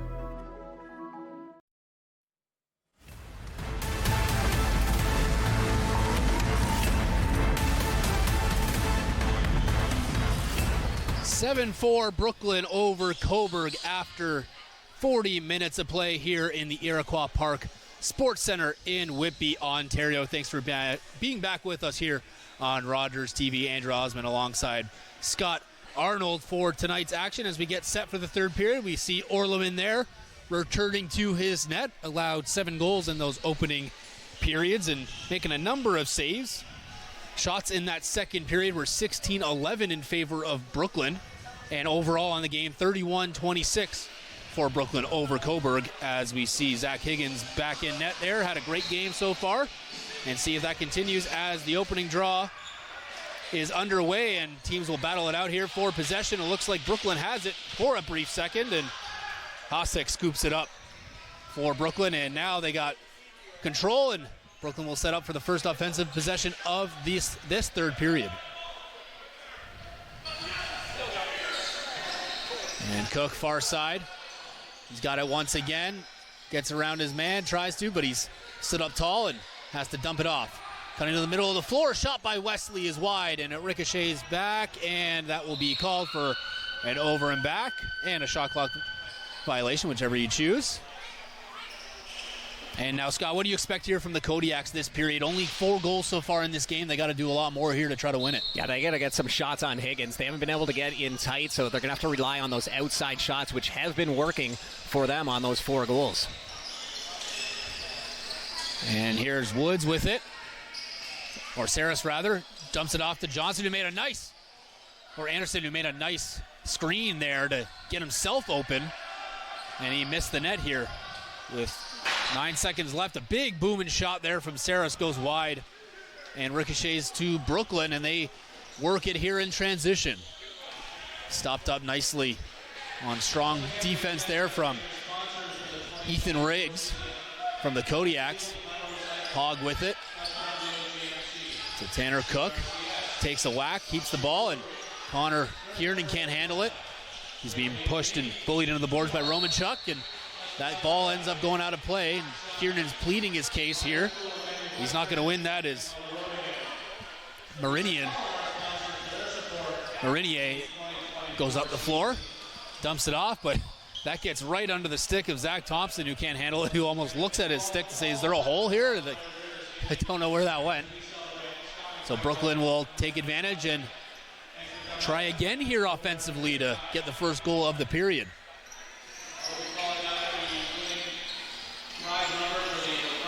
Making a nice move there as Haley dumps it off.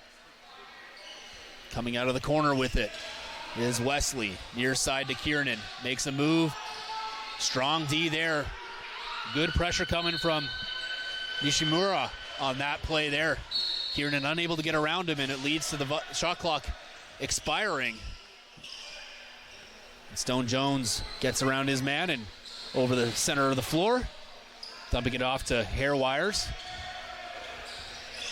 Hair Wires looking for a pass option. Still with it. He takes the shot, and that's stopped by Higgins. He's going to hang on quite easily and get it out of his pads, and eventually now up the floor. Brooklyn. Connor Kiernan trying to get it around his man, Rowan Kelly. Gets it across to Cook. Cook with it again now. High pressure coming from the Kodiaks defensively here. Hogg, lead pass. Gets it down low to Kiernan. Nice pass around the defender, and unable to control that was John LaFontaine. As the ball was there for a brief second and he was clear in the slot for a shot. He couldn't take advantage, and a nifty stick there by Connor Kiernan coming off for a change, and he knocks it out of play. And Brooklyn's going to get the ball back. That's a big play to get the possession back for Brooklyn after a nice defensive effort from the Kodiaks at the other side. For the Kodiaks, just when you think you got a bounce and you have a chance up the floor, very quickly now you're putting your defenders back on there. Brooklyn working down the defenders here early in this period. Pass down low goes awry, and trying to get it back to Sean Wesley for a shot. They won't be able to. And Wesley's just going to push it in the Cobourg zone and force them to have to bring the ball up a couple more feet than maybe they would have liked. That's the third possession that the Kodiaks have made Brooklyn run out the entire shot clock this period. They've done that a few times in this game as well, especially in the first period when things were tight. So good sign of Cobourg here as they drive on in. And no goal. Don't know, I think it may have been a crease violation. Yeah, Anderson stepped inside the crease before that ball crossed, but I was talking about those outside shots that the Kodiaks need. That was a rare inside opportunity. And back up the floor, Wesley to Kiernan, and gets a decent shot on net, but Orleman stands tall, as you're saying there, Scott, getting nice and big and getting in front of that shot as he has a couple words with the official on the last rush. But he makes the stop, and here come the Kodiaks with 16 to shoot. Hendricks causing a couple of Brooklyn players to stop up with the pick play. Woods gets it down low. Hendricks trying to find a pass in the middle of the floor. He can't find Woods, and Brooklyn's going to control it here as the shot clock expired. Up the floor they go with numbers here.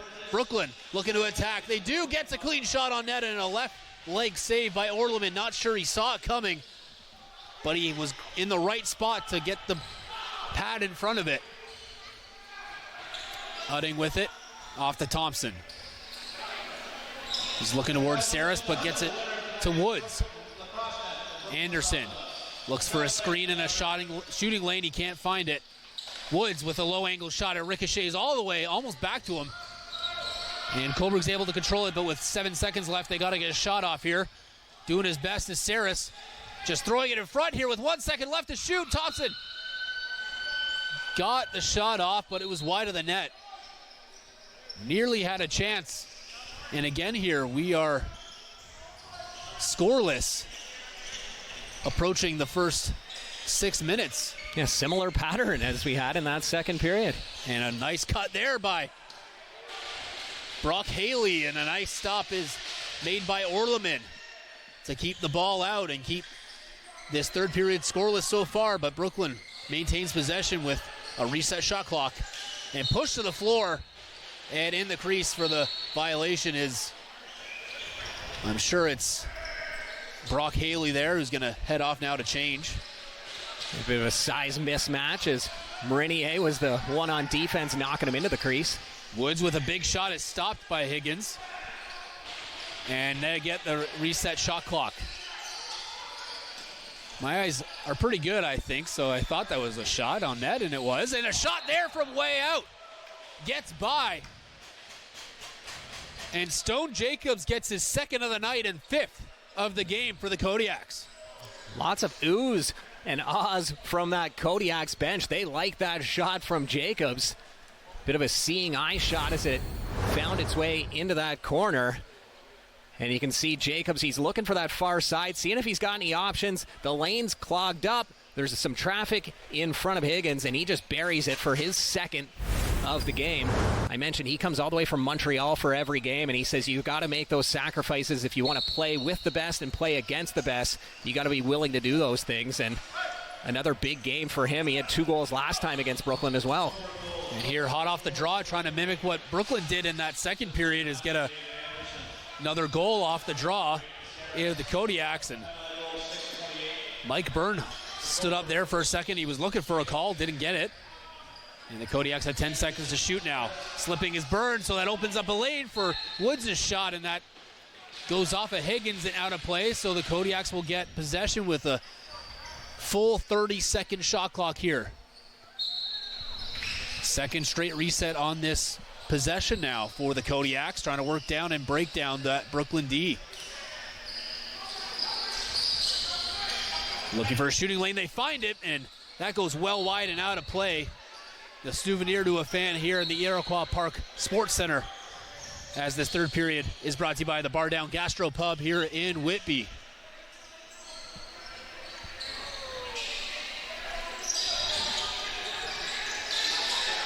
Here goes Brooklyn now with Hogg getting it down low to Tanner Cook, cutting to the middle of the floor. He dumps it off.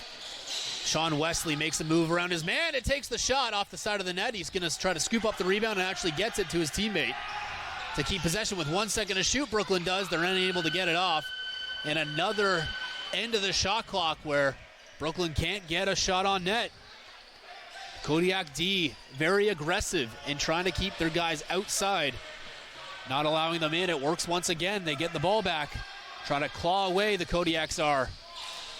Stumbling is Thompson, and he loses the handle of the ball, but Anderson is going to scoop it up for the Kodiaks. Anderson, behind the goal line, works his way out in front, battling hard against his man, gets matched and gets the shot on net.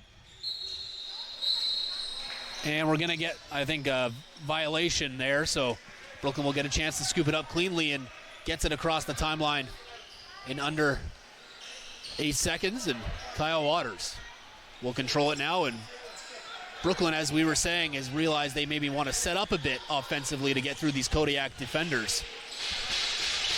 They haven't been able to get a goal here. One of the longest stretches as we have a player down behind the play. Couple of them, the Kodiaks move up the floor, and now we get a whistle to wipe the floor. I think that was the purpose of the whistle. Yes, calling for the towel. Orleman's going to take advantage. Both goalies are going to take advantage and get a water break as we see the towels coming out once again. Before they got the air condition in this arena, that was something we used to see every single whistle, it felt like, where they would call for the towel. Guys were a little sweaty, or not that they're not now, but it was a whole different world back in the day at this arena. Especially on a day like today where, humidity makes it approaching like 40 degrees. And I mean, I know the players are thankful, but I'm also thankful for it too. Yeah, and as a goaltender, we've seen them take advantage anytime they can get for these water breaks, but underneath all that equipment, when there is no air circulating, I mean, back in the day, no arenas had that. Even the Memorial Center in Peterborough, they didn't have their renos until the early 2000s, and it was a sweat box as well. All the Junior A arenas are pretty much like that with no air, and guys are just used to it. It's summer, and it's a summer sport, and you just grow up, and sometimes you just don't even notice it until after the game, and you're in the dressing room thinking, wow, that was a hot one. And they got it all cleaned up now as Orleman checks his net, and we resume play with the Kodiaks in the offensive zone here, trying to get back within one. And we're going to have a foul called there and against the Kodiaks, and they turn the ball over there. Not something that head coach Brandon Francis would like to see.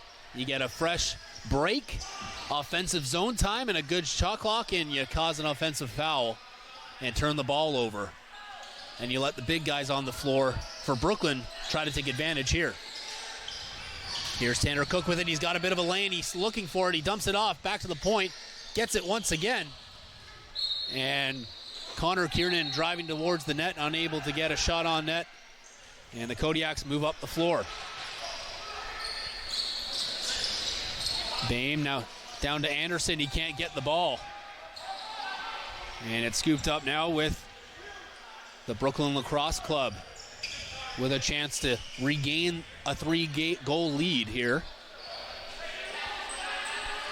We are approaching the midway mark of the third period. Kyle Waters takes a hack but gets the shot off, or the pass off to Kiernan, and Brady Kiernan takes it and misses the net. Brooklyn had possession, but that pass eludes the hands of Kyle Waters, and the Kodiaks will eventually get control and move up the floor here as we're past the midway mark of period number 3. Thompson picks that up. Here's Stone Jacobs. Takes the pass and tries to drive around his man, and he's shoved into the corner so he can't get towards the slot area like he was planning. Has it once again. Now he gets to the slot, takes the shot, stopped by Higgins. And a rebound controlled nicely by Brooklyn. And they move it up the floor quickly. Quick pass across, and that's stopped by Orleman, and the shot from Graydon Hogg. And getting hit from behind, that's going to draw a foul and maintain possession for Brooklyn in the offensive zone, as Connor Kiernan was bulldozed behind by Rowan Kelly. Here's Graydon Hogg with it. Big screen there coming. Open up the lane here. Now Kiernan takes the shot, as he always does in the slot. That time stopped by Orleman. Connor Kiernan can't buy a goal here today. He's had a number of chances, and that's picked off there by Sean Wesley. And he's going the wrong way, though, with the ball, and he finds an empty man to move it up the floor. It'll be a penalty to Cobourg as well. And I think Brooklyn benefited from a bit of a delay to the start of the shot clock there, because when I looked up, there only 3 seconds apparently went by on their possession, but it felt like a lot more. But here they are with the extra attacker. It's Higgins on the bench, and shot is stopped by Orleman, and they just got to get possession. The Kodiaks do, and they will. So Higgins will return back to the net, as it looks like Zach Hairwires is going to head off for 2 minutes or less to another Brooklyn power play. Yeah, roughing will be the call. It happened off ball. And Brooklyn with an opportunity to get on the board for the first time this period, sitting at 7. And we are almost 12 minutes of lacrosse into this final frame of regulation.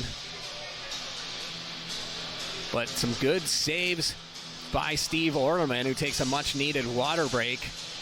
He's keeping the Kodiaks in this one for sure. They still trail by 2, as Brooklyn will look to extend that lead right now on this man advantage.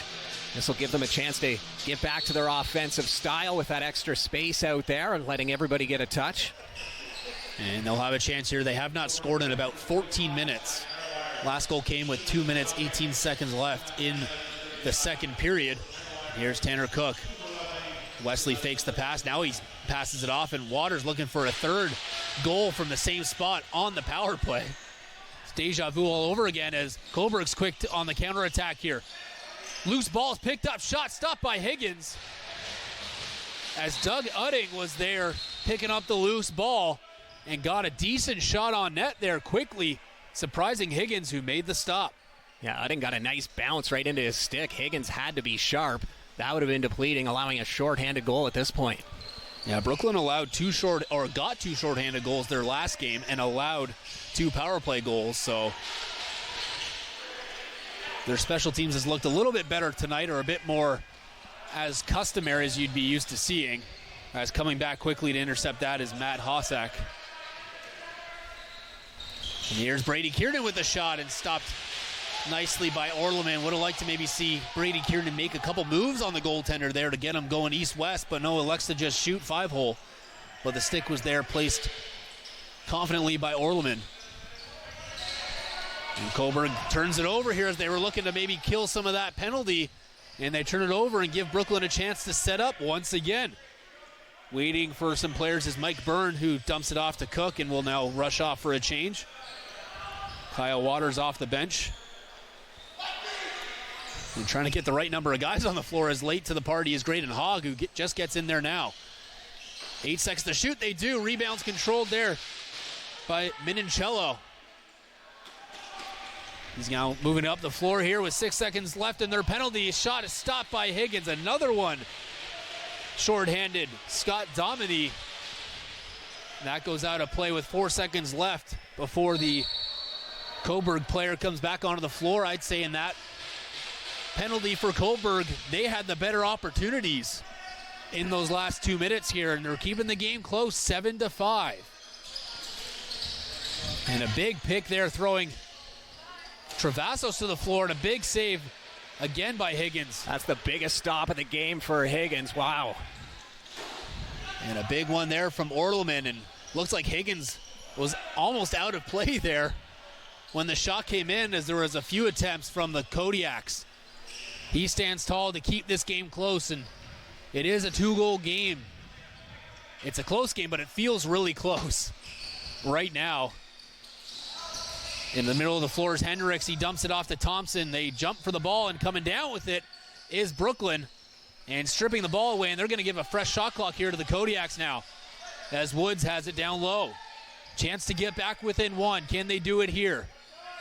Woods looks for a screen or two and just dumps it off far side. Clean shooting lane, they get it, goes off Higgins and out of play, and we're going to get another reset shot clock for the Kodiaks in the offensive zone. Hair Wires comes off the bench, fresh here, and intercepted now the other way. Here come the Brooklyn Lacrosse Club the other way. LaFontaine. And again, the Kodiaks with a gift there offensively, and they turn it over. Working down that Brooklyn D that was certainly tired. You can see it as they maybe had a rush there in transition, odd man rush, and they elect to just change because they were dog tired. Here's Kyle Waters. Now Kiernan takes the shot. That gets stopped by Orleman. Fresh shot clock for Brooklyn if they get possession, and they do. Tanner Cook gets it to Waters, down low to Haley. Brock Haley trying to get his man down low. We're going to get a penalty here. Holding is the call against the Kodiaks. And we're going to take a second here as well to wipe up the floor. But the Kodiaks will go down a man once again. And just as they kind of are shifting the momentum their way, they keep giving Brooklyn chances to stay ahead in this one. That's a tough penalty with 4.5 minutes to go for the Kodiaks after that great kill. I don't think we're going to see the scoring opportunities that we saw. There's the hold right at the top of the crease. I don't think we're going to see the scoring opportunities that we saw Cobourg get the last time short-handed. You can't give Brooklyn back-to-back opportunities on the man advantage. This could be the one they make you pay. You can see some last-minute play calling at the top. And it's going to be Wesley waiting for the ball. He's going to quarterback things as they're looking for a bit of insurance here. And their first goal. Brooklyn has not scored in this third period. And the Cobourg bench right now, too, their offense is taking advantage of this time to regroup here with the coaching staff and drum up some plays. But here comes Brooklyn on the power play. They have a couple in this game from Kyle Waters, and a foul against Brooklyn goes in favor of those Kodiaks. And see if they try to rush here because the clock is down. You know, late in this game, do they try to get a shorty? And they turn over the ball here, and here comes Brooklyn the other way. It's Connor Kiernan, one-on-one with Orleman, and stopped. And try to keep possession, and they do. Oh, they call over and back, even though the official on the line says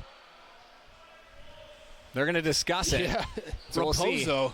And they do say that Brooklyn got there, Raposo got there in time.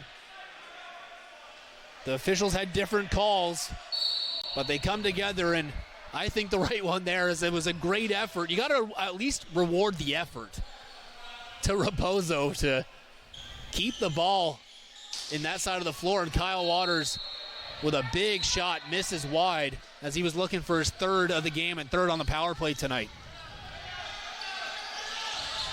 Going to kill some clock here. Looks like it is Marinier.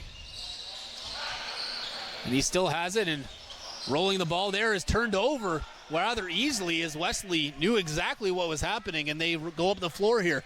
They got Kiernan with it. Brady Kiernan elects not to shoot and stops up and hands it off to his brother Connor. Tanner Cook has it once again, fakes the behind the back pass to Kiernan. Now he makes it to Kiernan. Brady shoots it, and that's stopped and controlled. Nice rebound control there from Orleman. And here on the penalty kill, throws it up the floor. Woods with it. Woods on Higgins. He stops him. And Higgins with a solid stop. He's come up big here in this third period to keep Cobourg at bay. Higgins has had 3 highlight reel saves in this last period alone. And Brooklyn unable now, almost in a full 20 minutes, not able to get a goal. The defense standing tall and proud for the Kodiaks here. Penalty is over. 7 seconds to shoot. Tanner Cook takes it. That's stopped by Orleman. Rebound controlled by Brooklyn, and they're going to look to maybe use the clock here. They have a 2-goal lead. And here's Kiernan, shoots, scores! Brady Kiernan off the pass from his brother Connor gets the first goal of the period for Brooklyn. and their 8th to restore a 3-goal lead. 8-5 Brooklyn. That took 17 minutes and 45 seconds of just this period, not to mention the couple minutes at the tail end of the period where they hadn't scored as well. So almost a full 20 minutes of Lacrosse without a goal. And you see the nice play, a little pick and roll to find the opening to beat Orleman. That's a huge goal right on the heels of that big save from Higgins at the other end. Yeah, Cobourg's D has been solid this period. Just one lapse there, and Brooklyn took advantage to maybe be a bit more comfortable here as the goaltender is pulled for Cobourg. So they are going for it here to tie it up on this possession. Watch it carefully. Here's the shot, stopped by Higgins. And Orleman's going to head on back to the net now. So we'll keep an eye on Orleman as maybe Cobourg comes back up the floor. Watch for the pressure from those Kodiaks. It's going to be hard and heavy on Brooklyn. They're just going to try to maintain possession. Using as much of the clock as possible as Brooklyn here in the slot to Kyle Waters can't control it. Orleman's going to dump it off and head up the floor and off for the extra attacker. And that was almost turned over there as the pass from Riggs was almost turned over, and now it's called as a foul and turned over to Brooklyn's favorite. Orleman has to hurry back and just got there in time. The shot missed the net regardless, but Orleman almost didn't make it back in time. 1 minute to go here, 3-goal game. Brooklyn's just going to try to milk as much of the clock as possible. Tanner Cook gets around his man Pulio.